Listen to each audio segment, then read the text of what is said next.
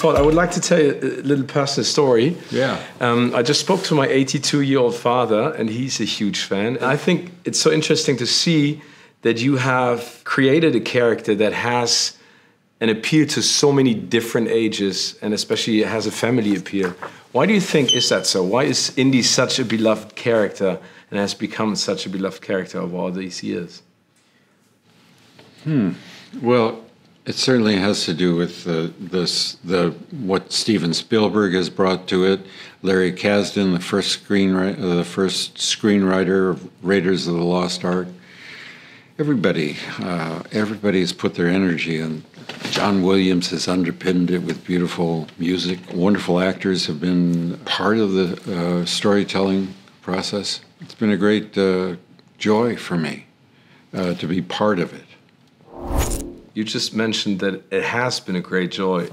When on set while filming Indy 5, did it hit you that this would be the last time donning the hat, the jacket, and using the whip? And how did it make you feel? Or did it never occur to you? No.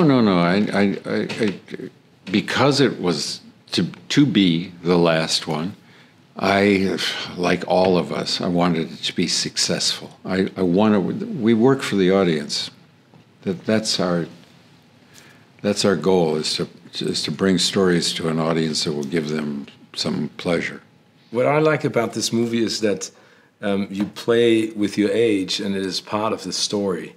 Looking at the de-aging process and what came out afterwards, what kind of memories did it bring back from filming the other 4 Indy movies? I don't know that I remember anything particular, but I was very pleased with the technical, sophistication of the de-aging process. I think it's very useful in the telling of the story. To see the young Indiana Jones, and it's my face from 40 years ago, so it's not photoshopped or anything. It doesn't seem artificial to me. I hope it's successful for everyone else, but I think it is. And it's a device to see the character in one period of time, and then to advance the time from the last years of World War II to 1969, when men have just landed on the moon. It's his last day of an academic career. He's been teaching disinterested students about the past when they really care only about the future and now. It's a time of great change in our culture. I mean, civil rights movement, youth movement were going on at that same time. We pick up Indiana Jones at a sort of low ebb, a low point in his life. His domestic life, his family life is in disarray. He's dispirited. He doesn't know what he's gonna do with the rest of his life. And then the character that Phoebe Waller-Bridge plays comes along and cons him into this last great adventure.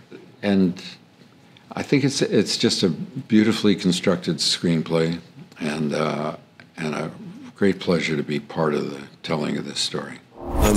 Stephen and George have been integral to the success of Indy, and Stephen stepped down, and I think James Mangold produced a movie that you were in 2020. Why was he the right choice to take over the reins? Everybody thought of Jim, almost everybody all at once thought about Jim as a potential director for this. I mean, we were working on this story, and we hadn't quite cracked it. And Stephen has wanted to do his film, Fabelmans, and I was off doing other things. And finally, we got the screenplay, or we got Jim, who worked with the Butterworth brothers, and Stephen's still very much involved. George is very much involved.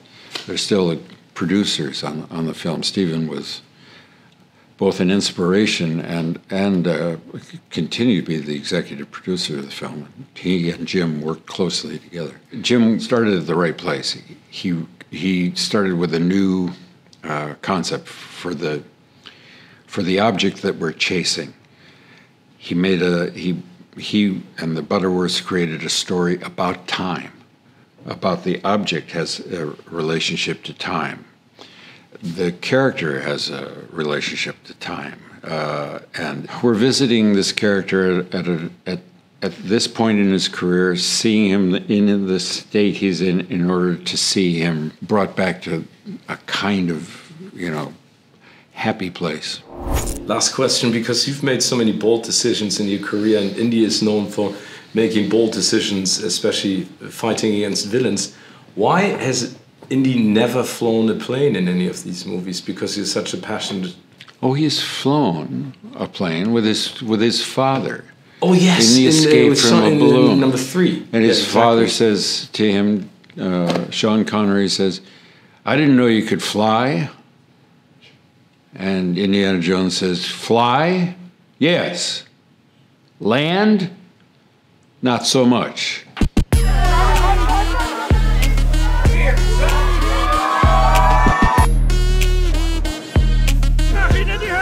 Indiana Jones! Let's go! Life's like a movie. Lights, camera, action. Let's go!